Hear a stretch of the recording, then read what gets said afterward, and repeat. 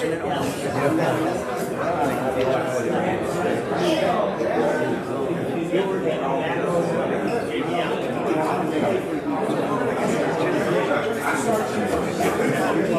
like that.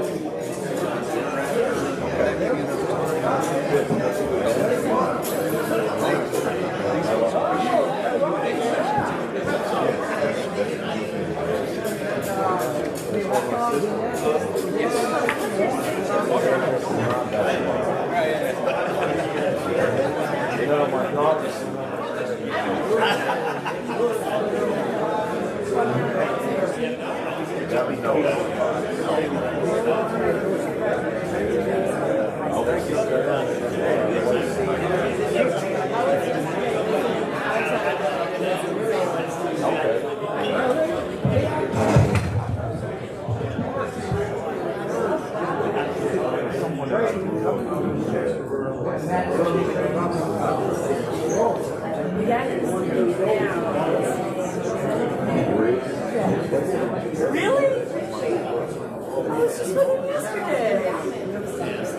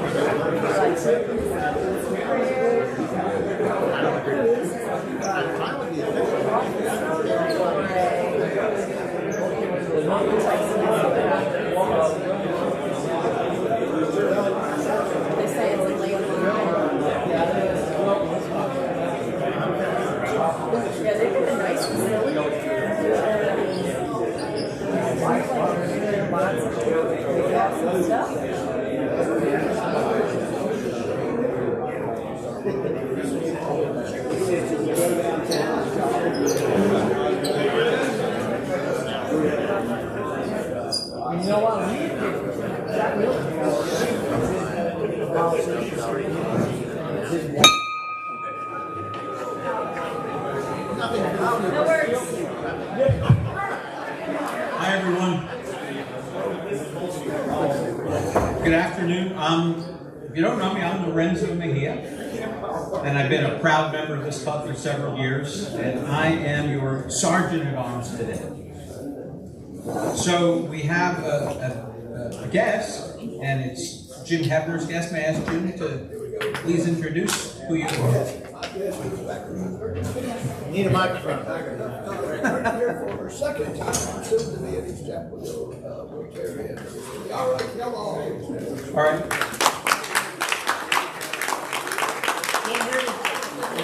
Her name is Kiara. I met her at the buffet table, so we very welcome Kiara. Thank you. We hope you come back many, many times. And I know we have at least one visiting Rotarian. Would you please, Bart, stand up? That's Bart Cleary, and Bart, you're from which club? Oxford. Oxford. Oxford. Not Roxford. Oxford. Oxford. Very good. He used to be the district governor. He's a former district governor. I had the pleasure of going to Guatemala on the dental exchange with him at one point. So, He's my parents' dentist. and he is Tim Smith's parents. That's pretty complicated.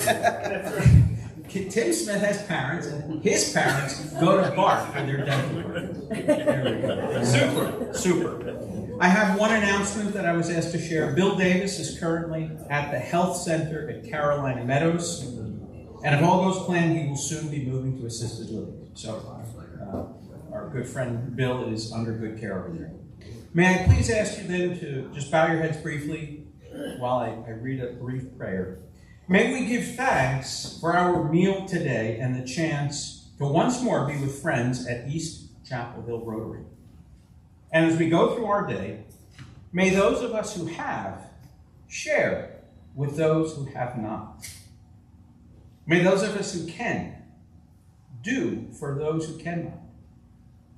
May those of us who are loved love those who aren't. And may we all live our lives so that the world is a better place for what we choose to do. Thank you. I'll pass the fine, guys.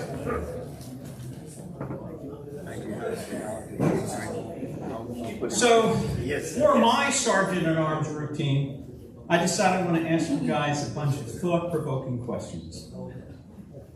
Did you all hear about the guy who was addicted to brake fluid? So what? Brake fluid. Brake fluid? Brake fluid. The guy was addicted to brake fluid. He says he can stop at any time.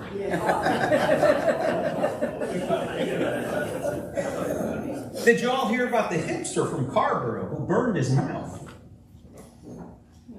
He started eating dinner before it was cool. Did you all hear about the Keenan Flagler NBA who got a job cleaning mirrors? He said he could really see himself doing it. Now, did you hear about the duck who went into CVS asking for lipstick? He asked him just to put it on his bill.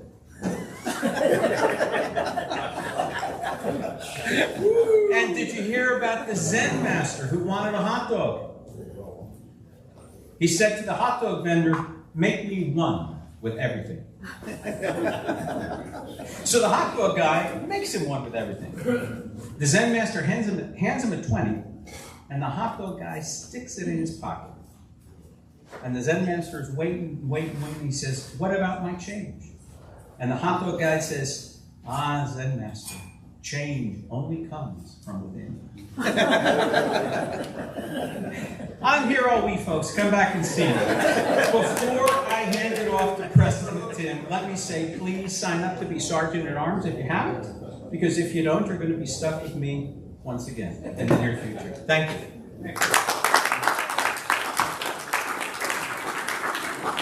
Fantastic. Well done. Thank you. Lorenzo, how do penguins make their houses? It glues it together. Lorenzo, that's great. Thank you. Welcome, everybody. What is today? July 19th?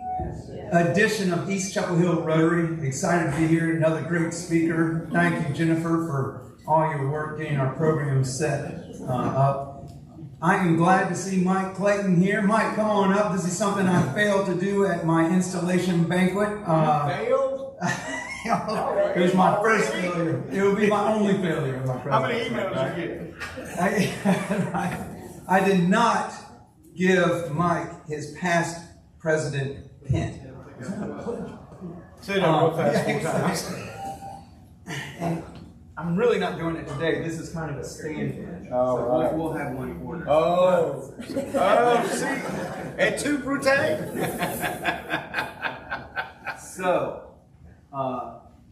if you missed the installation banquet, we did celebrate Mike's presidency. So,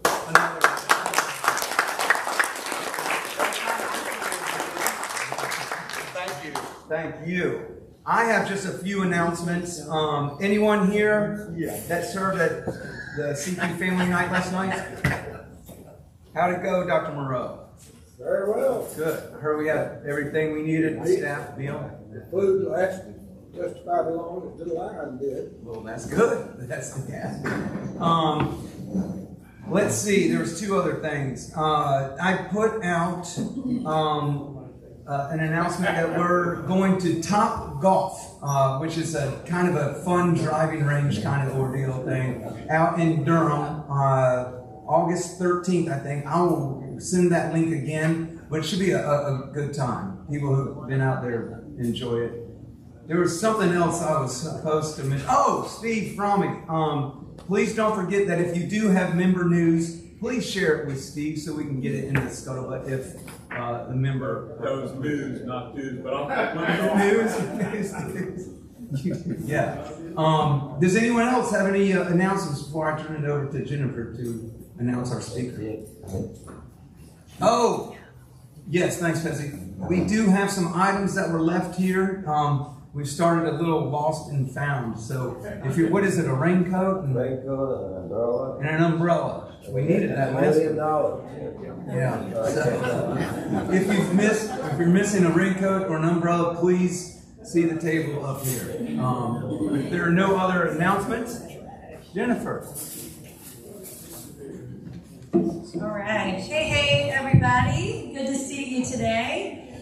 So if you were at the installation banquet or even here last week, you know that one of the things that our president, Tim Red Dog Smith, had us do was put together some care packages for people at corners whenever you're driving throughout town. And so after last Friday, we had a little bit of a discussion about that. And it got me thinking about, do we even know what is the situation with homelessness in our local community? Is it getting better? Is it getting worse? What are we doing about it as a large community who's working on this every single day? And also, what can we do as residents and citizens to help with this initiative? So I called up the folks over at the Partnership to End Homelessness with Orange County. And today we are lucky to have Christopher Jackson, who's going to share with us some data. I'm glad we're starting a couple minutes early because there's lots and lots of data. And I know y'all are going to have some great questions, as you always do. There's a lot of information about Chris on your table, but what we didn't put in was some personal information. So Chris grew up in Winston-Salem, and we actually just discovered we have a mutual friend in Winston-Salem.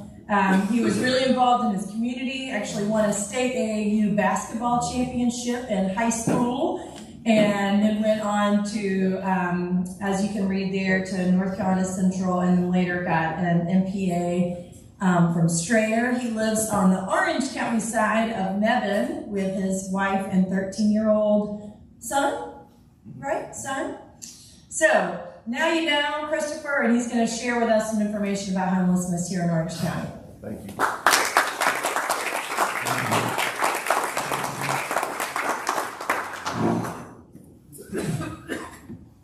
Good afternoon, everyone.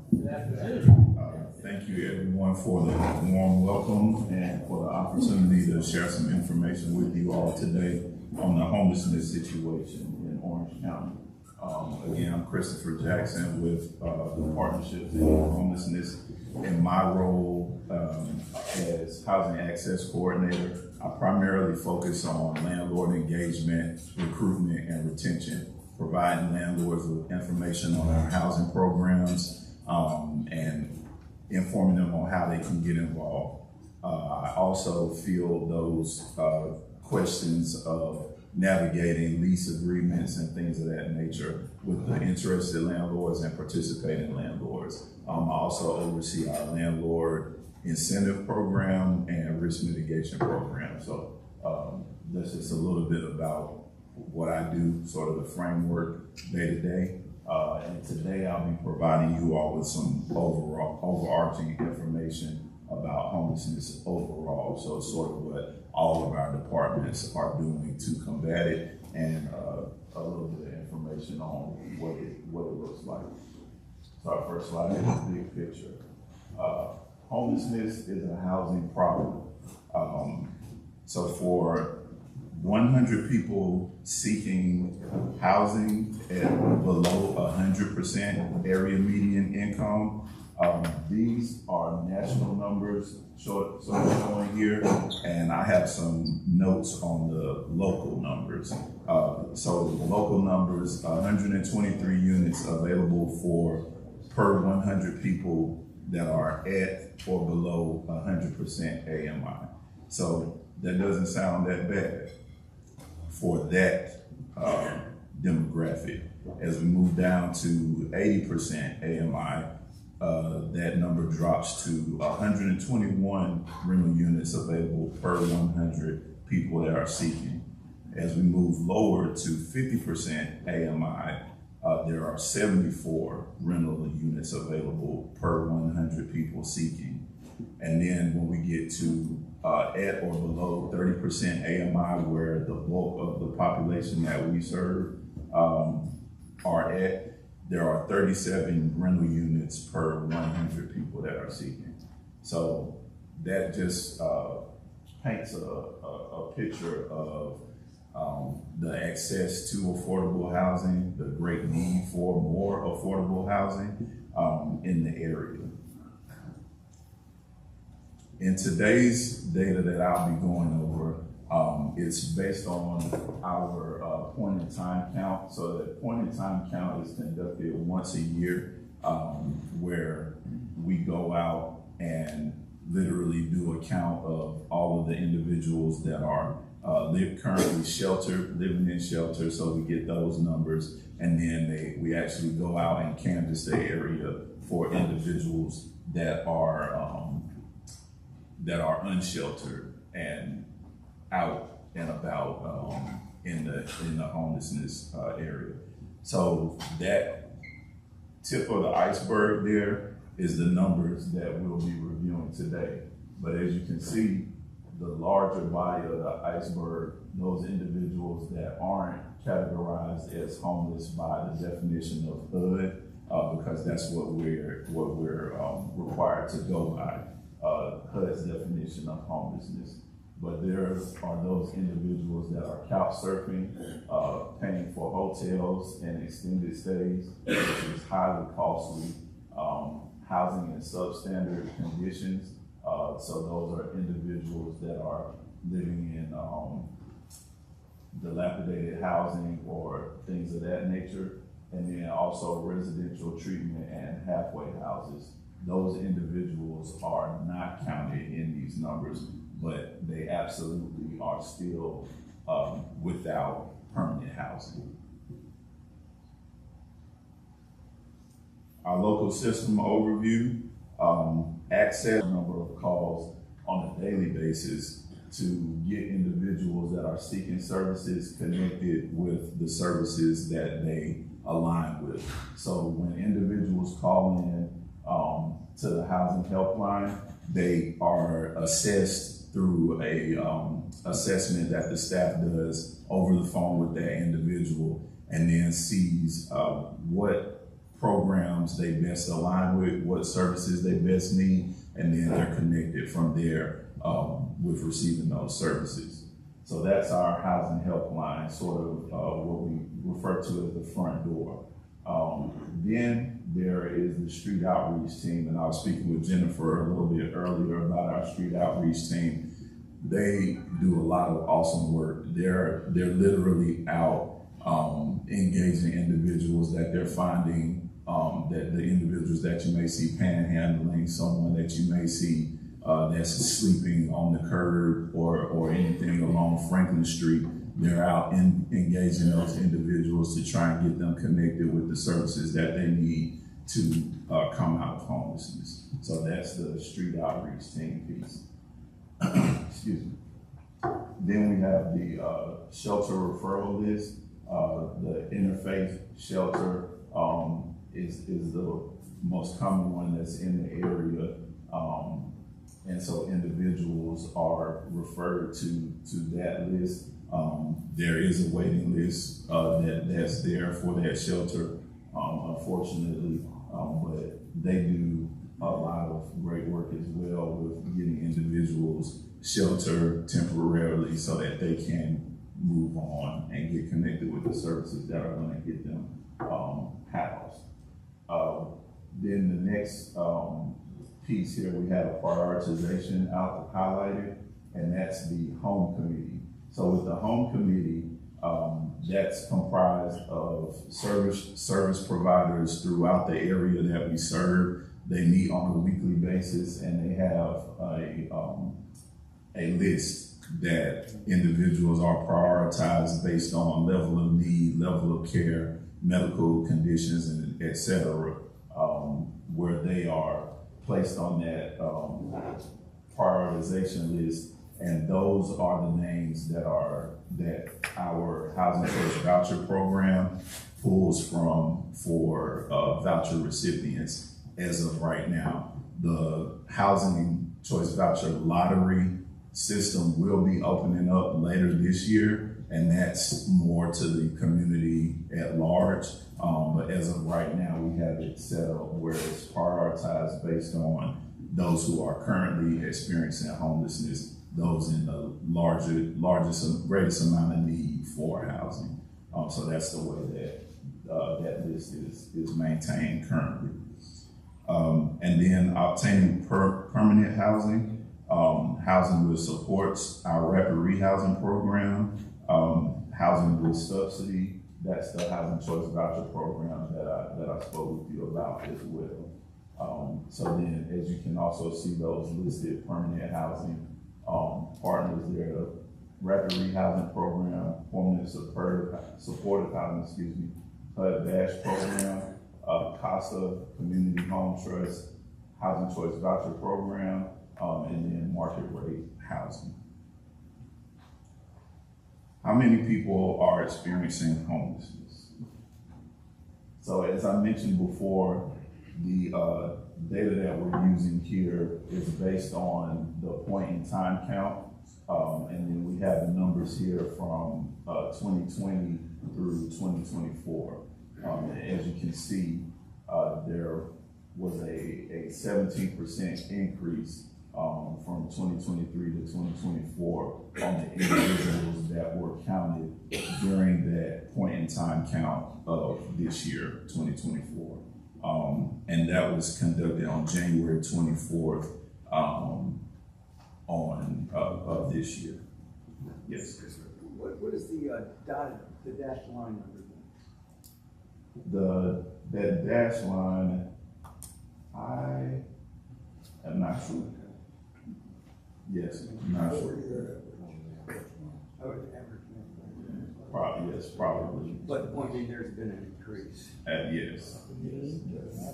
And that's the actual number. Yes, as of January 24th, 2024.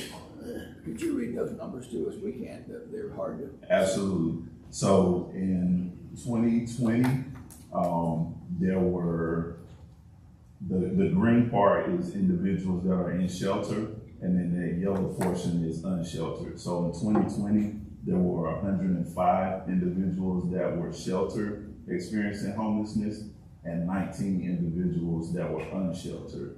In 2021. What do you mean by sheltered? So they're at the IFC shelter. Yes, sir. Okay, thank you. No problem.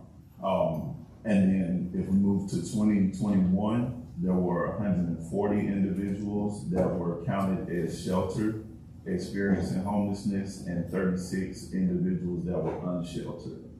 2022, there were 103 individuals that were sheltered and 30 individuals that were unsheltered. In 2023, 90 individuals that were sheltered and 36 individuals that were unsheltered. And then in 2024, we saw that increase in individuals that were sheltered with 115, and then there was a slight decrease in those that were unsheltered. So that is a good sign that the unsheltered number is going down, because those are the individuals that are at greatest risk. But as you can see, still a lot of work to be done. Yes, sir. Yeah, so thank you for this great chart. I see in 2021 you had 140 people in shelter, which assumes that there is that much space available in a shelter. But right now, you could take care of almost all the existing homeless people with that space. Does the availability of shelter change? Yes. So that sheltered number is counting that, and this is conducted during the coldest parts of the year. So there are cold weather cots that are set up through the county to provide larger capacity to serve individuals when those temperatures are below freezing. So that is a player here with that number of what the number that they're able to house. So that it would vary. I'm not sure what the capacity is for the IFC shelter, IFC Commons, and I don't know that number right off the top of my head, but that would provide an explanation as the temperature may vary when we're doing this actual count. But when you have people who are not in shelter, is that for lack of facilities or other reasons? They don't want to, or they have structural reasons that make it hard to get in? Absolutely. So we provide the services. There are times where you run into individuals who don't necessarily want to be sheltered. So we can provide them with the resources that are available, but we can't make them come into the shelter and things of that nature. Of course, it's of their own volition. So yes, that is a player as well. Yes, ma'am. Do you have any idea with this heat, with the recent very high temperatures? I just noticed there was nobody on the street. Do the shelters accommodate like you say, in an emergency situation with the heat? Right. So there currently aren't beds that are set up as they are in the winter for extreme situations. There isn't capacity for it at the moment, but the shelters do allow individuals to come in during the day. They just aren't assigned a bed there permanently. So there are areas that they are able to go during the day to get out of the heat, but unfortunately the capacity isn't there for them to be assigned a bed so that they can be at the shelter for a period of time. Last question, I think here. We'll allow, after Peggy, we'll allow him to continue. Just on this chart, I just wanted to point out 2021 was the height of COVID, and don't forget that we then made rooms available in the hotels. So, because they had to separate the guys at the community house. So the 140 that's so high for the sheltered people is because many of them were living at the motel. Absolutely, that's a great point. Thank you.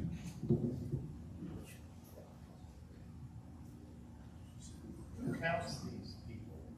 Or how do you come up with that? So the point in time count, our staff literally goes out and counts the individuals that are unsheltered, and then we receive the data from the shelter on who they have housed there on that night, that point in time count. And also, you can volunteer. So I think I did it probably pre-COVID, but I volunteered to go out that particular. Yes, definitely.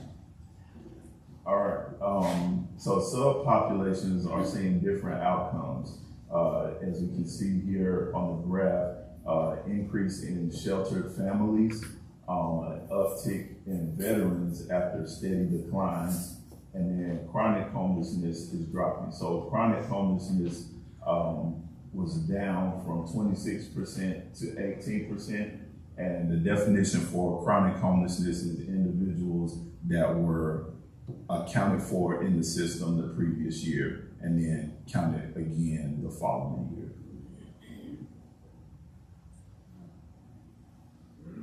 All right. Point in time counted 148 people on one night. How many in 12 months? So 340 people entering shelter and housing programs. And then of those people experiencing homelessness for the first time, that number would be 274. Then the chart under there, the percent total that experienced homelessness for the first time in the point in time count year. In 2020, 75% of those individuals were experiencing homelessness for the first time. 2021, that number increased to 79%. In 2022, there was a 1% drop to 78%. In 2023, 79%. And in 2024, it rose again to 81%. And then down below that, you see shelter, transitional housing, and permanent housing. And then homeless for the first time equals no entries at all in the 24 months prior to.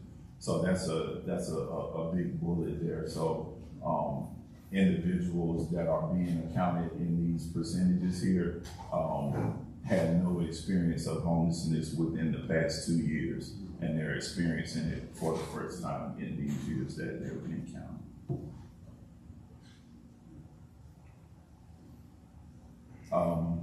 Racial disparity continues to play a part in the numbers that we see.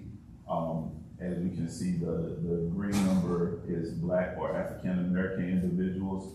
The yellow number is white individuals. And then those smaller numbers are Asian, multiple race, Native, Hawaiian, or other Pacific Islander, and then American Indian or Alaskan Native. So as we can see, in 2020, that Black or African American individuals accounted for 49%. In 2021, that number rose to 67%. We saw a decrease in that number in 2022, and then in 2023, it was at 56%, and then most recently, that number is at 57% for Black or African American individuals. And then down at the bottom here, we see that while white individuals make up 77% of the Orange County population, and of that 12% of the greater population is Black or African American. So while they are smaller in number, Orange County overall percentage, the numbers are higher in the those experiencing homelessness.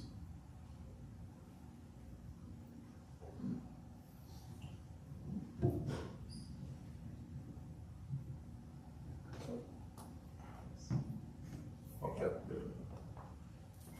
All right. So how are people exiting homelessness?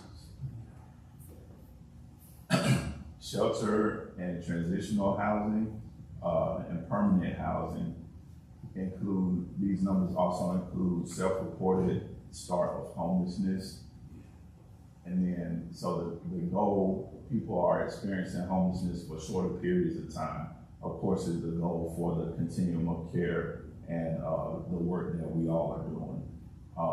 So the average days is 656, which was down from the previous year of 810 days. And then the median days was down as well from 326 to 288 days. Then that chart to the right is the length of time in shelter or transitional housing days. Also was down from 141 to 132. And then the bottom number there from 68 to 56 days.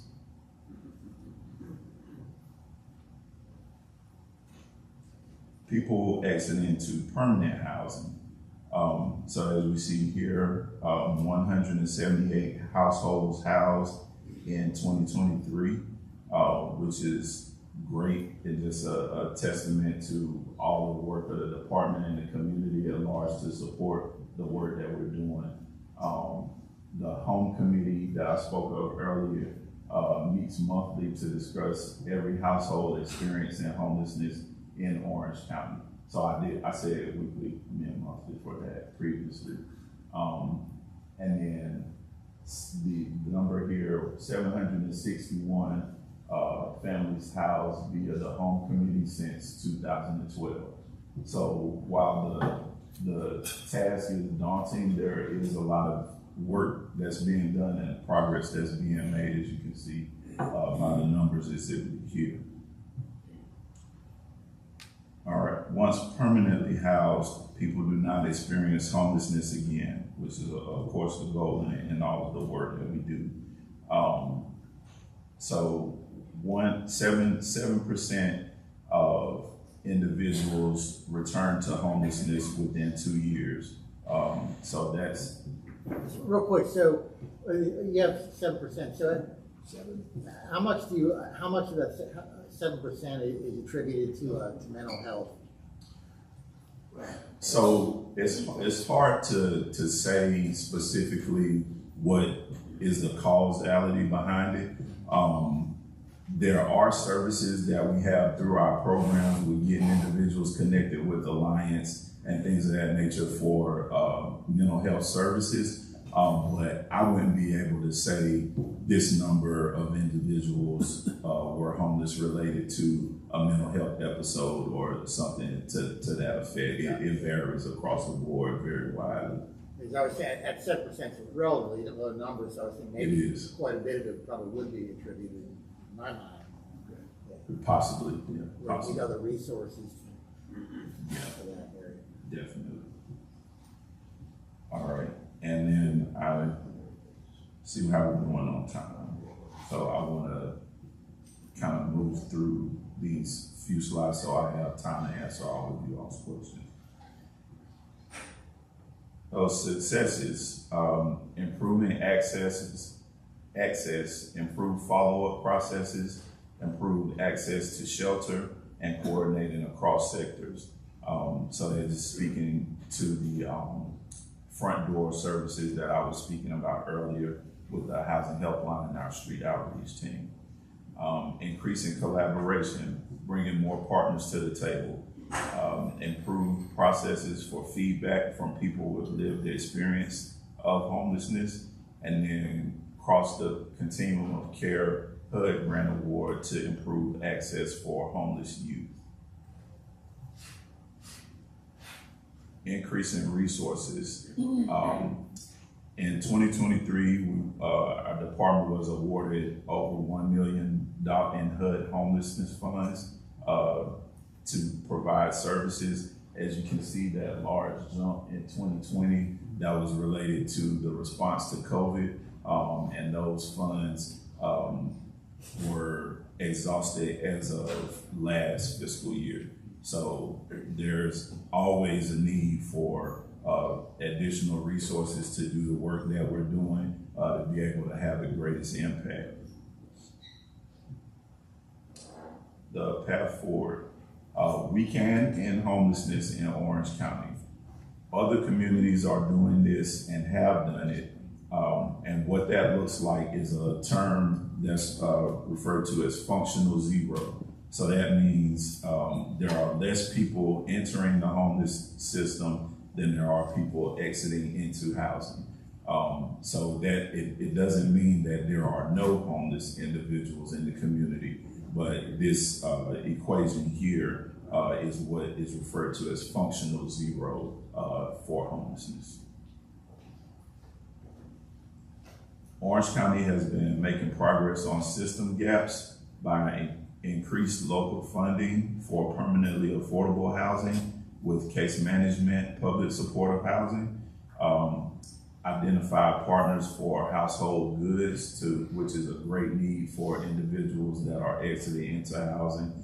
So it was good to hear that you all are making those bags and passing those out. So that's definitely sort of a next step of those type of efforts.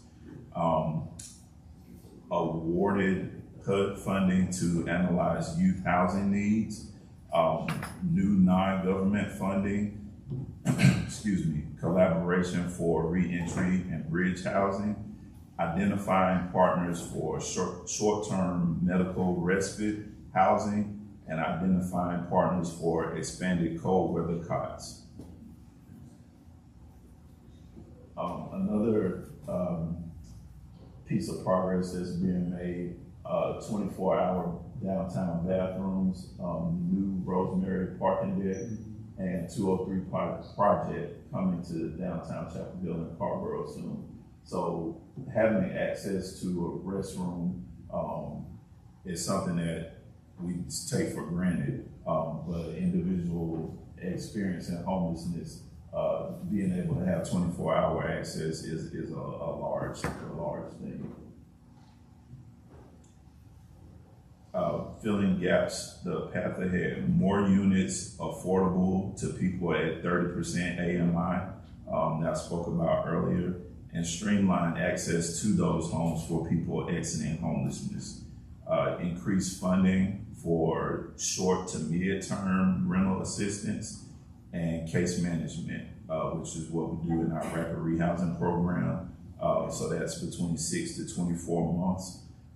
Increase funding for landlord incentives, increase funding for permanent rental assistance and case management, and securing new partner funding for homelessness diversion, identifying funding for short-term medical respite, and securing partners and locations for expanded inclement weather shelter. Also, for services and connection, the path forward, increase funding for housing helpline and staffing to meet the demand, harm reduction staffing at integrated service center, identifying operational support for planned crisis diversion facility, fully implementing the 2019 downtown public toilet facilities recommendations, and identifying funding and administration of memorial service funding. What's the memorial service funding? So for individuals that end up passing away that are currently experiencing homelessness, because that's something that's not necessarily in place. So you definitely want to be able to honor their life when that unfortunate occurs. Yes, sir. What towns or counties might be in having the most success that you're aware of? The second question is, I'm aware that some counties, cities have a requirement for new residential development that have to be affordable Units. Yeah, some units are affordable, and that would help reduce the number of people going into homelessness because they can get a reduced rate and not just be kicked out on the street. Is that do the cities in Orange County or the county have such a requirement? So, Christopher, do you want to wrap up and then we can go to Q&A? Sorry, we keep interrupting you. no, it's fine. Finish this presentation. Yeah, I'll come back to. So this is the last few slides here. How can folks find help? The housing helpline that I mentioned, our street outreach team, and OC Connect resource database is available. Resources to learn more and do more. National Low Income Housing Coalition Out of Reach report is available. Local HUD data via Stella P and the National Alliance to End Homelessness. Action to fill system gaps, support Housing First aligned organizations that help people exiting homelessness without preconditions. And then also joining the Orange County Partnership to End Homelessness. So that's my last slide, and then here's my contact information for you all as well. Question.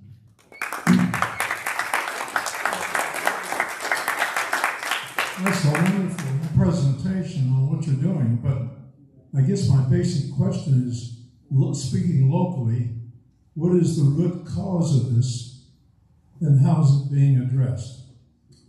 Yes, In so. other words, how do these people get into this situation and how are they being helped, not just to get a home, but to get out of this condition permanently? Yes, definitely. So as far as identifying a root cause for homelessness, there isn't one. As I spoke to earlier, when the gentleman here asked regarding mental health episodes and things of that nature, there are so many factors that play into homelessness. There could be loss of job. A lot of individuals are living paycheck to paycheck. And then if there's a loss of employment, no matter how short that may be, it can have a long-lasting effect with getting behind in bills and then not being able to catch up in bills, and then now you're getting evicted, now you're homeless. So that's just one scenario that we may see, but there are many varying causes for an individual or family to be experiencing homelessness. So it wouldn't be fair to narrow it down to say this is the reason.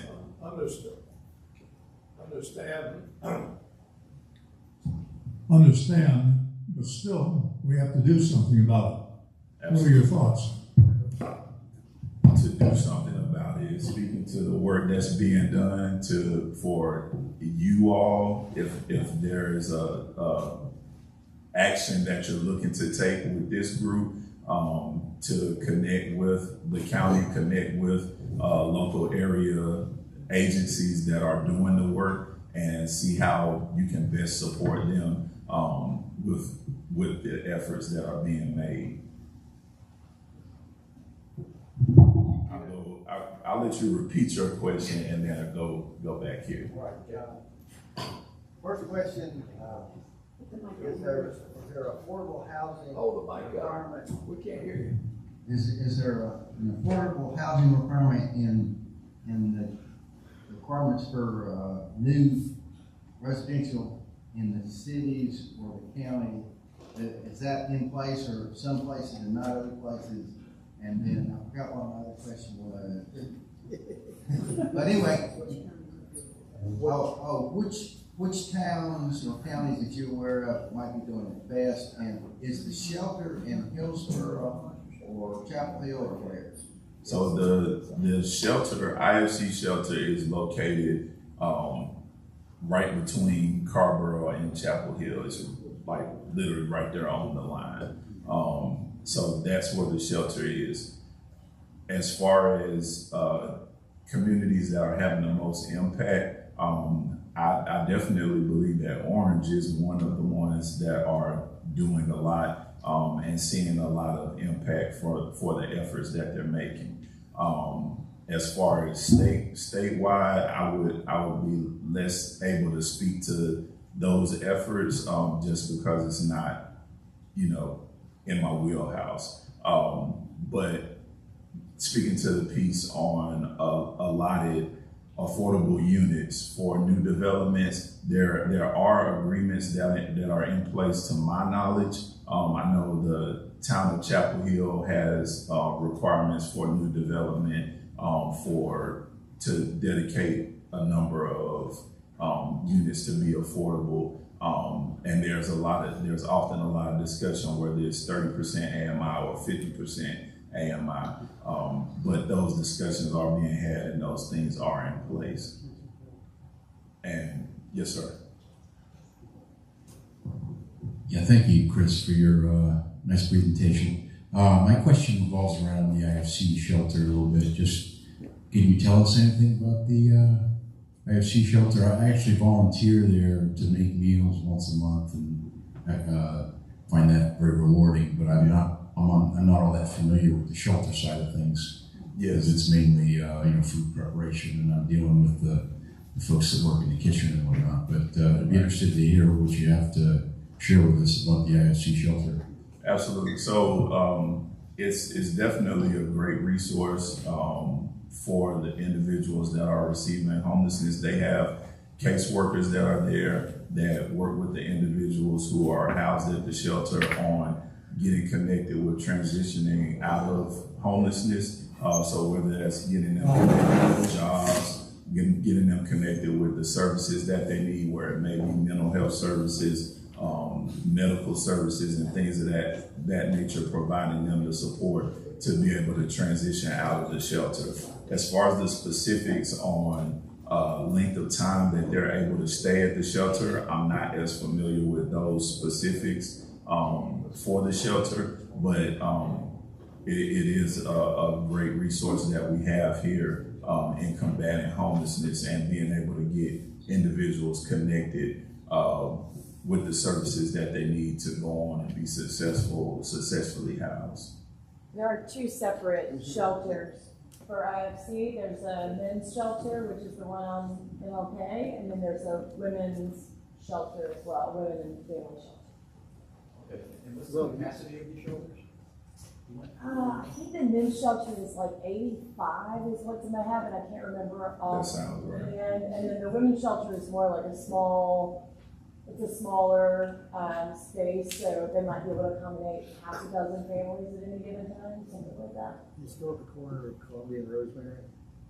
No, that was a town building that has now been repurposed. Yeah. Yes, sir. There used to be a common belief that Chapelville attracted a lot of homeless from outside the area. Are there any statistics on that? I don't have any numbers there. The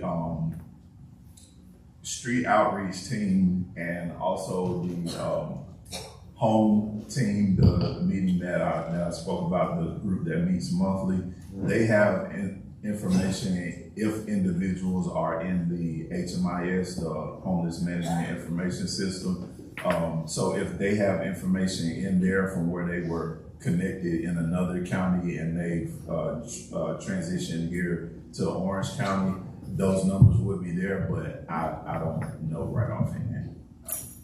Please. Jennifer, if I'm right, I think it's useful to know the women's program. Is this the one that Bob Seymour was instrumental, I think, in putting together? The men's program, I think, it may have a program like this, but the women's, if I recall correctly, is one where there is a specific limitation on how long they can stay there, and when the women are there, they have it's an organized program of tutorials and coping and all the kind of civics experience that women need to be able to emancipate themselves and get out of there. Is that your understanding of the way the women's program works? And it's a thing that I'm thinking about. What I would say is they have a new CEO that joined maybe 5 years ago, who has really brought in some national best practices that we actually weren't practicing here in Chapelville. Right. And my guess is that the program that it was has really shifted now to what Christopher was talking about, which is a housing first model, and the number one priority is just to find permanent housing. So two questions. How successful are the street finders, the people that work the street, and technically how do they work? Are they able to persuade them, pick them up and have them go? And there's something that's always on our minds. If they are homeless, where do most of them sleep at night? Do they have cars? Do they have tents? Where do they go? Where do they go at night to sleep? So again, it varies. There are individuals that are sleeping in cars. There are homeless encampments that our street outreach team goes out and engages. So those could be literally anywhere around the county. But the street outreach team, just based on the work and the nature of the work that they do, they have knowledge of where the encampments are, so they can go out and access them and try and engage those individuals that are living unsheltered and getting them connected with services. Sometimes that support is just providing them with resources like toiletries and things of that nature. They aren't looking to come out of the unsheltered living situation that they're in. But the team continues to engage them and try and get them connected with the resources that they need. I was going to ask, since most of what your work is focused on is the landlord incentive program, can you tell us a bit about the housing choice vouchers in Orange County and what you're doing to find more landlords that would be willing to accept those? Hypothetically speaking, there might be a landlord in this room. Absolutely. So again, the piece that I do with the landlord engagement is literally getting in my car, going out on a daily basis and seeing what I'm able to find that's available. Of course, doing some preliminary online searches and things of that nature. But going out and engaging the landlords at apartment complexes, contacting individual landlords based on listing, postings, and things of that nature, and providing them with information on the Housing Choice Voucher Program. A lot of landlords have heard of it or know about housing programs, but they don't know specifically how it works. So the Housing Choice Voucher Program, which is just one of our housing assistance programs, provides a subsidy that is paid directly to the landlord. That subsidy amount is based on the individual's income. So there are some individuals who have no income at all, and there are other individuals who have income, whether it be from SSI income or from working. So based on that income that they have, the Housing Choice Voucher Program is there to fill in that gap on being able to provide rental assistance for those individuals. He had his hand up. Sorry, is that the same thing as Section 8? It was formerly known as Section 8. Yes, it's now the Housing Choice Voucher Program. One more with Brian. Chris, thank you very much for coming. Chris, what is your budget? How much money do you have in the till there each year? And how many people work in the department with you? Absolutely. So speaking to the budget piece, I don't know that number right offhand. That would be a question for my director, Blake Rosser. But as far as the number of individuals in our department, we have a staff of about 35 individuals that are in various programs, whether it's our eviction diversion program, Housing Choice Voucher Program, Rapid Rehousing Program, Street Outreach Team, Permanent Supportive Housing. All of those departments, there are about 35 of us. Chris, thank you so much.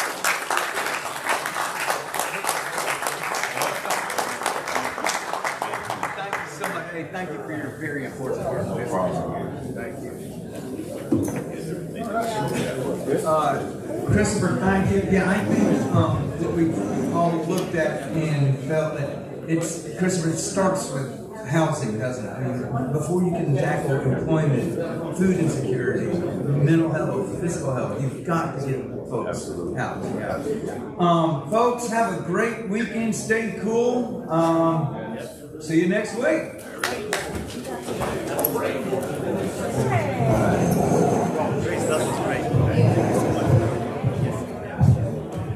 Reminded me I needed an email.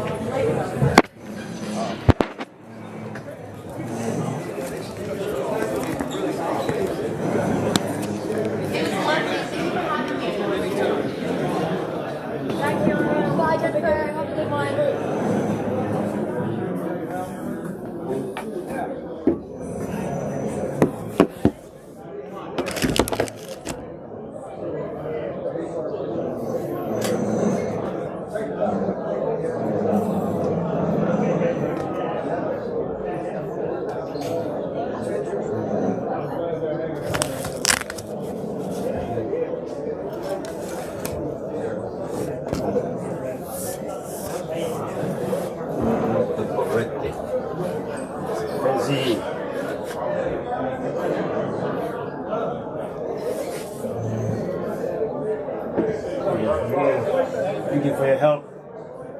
Yeah, that thing doesn't work. It's like they put the damn thing. Oh, okay. Please do not touch. Are people messing around with you? It's anti-twin thing. Oh. Because I had to set up for the other group. Yeah, that group? And I don't want her to go in here and put her music. All right. And I installed these recently. Oh, okay. To control which speakers the sounds go. Nice. I had to generate it, man. Okay. I'm called engineer. Oh, you're an engineer by profession.